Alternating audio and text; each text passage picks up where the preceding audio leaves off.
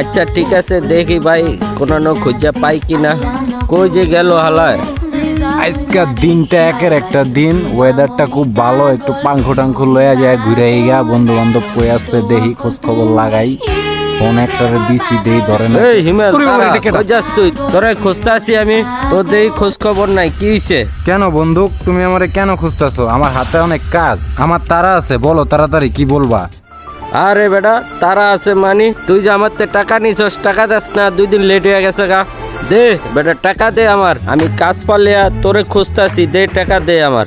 বাটপারি করছ আমার লগে বেটা, মানুষ চিনছ? বন্ধু এই যে এটা কেমন কথা কইলা বন্ধু?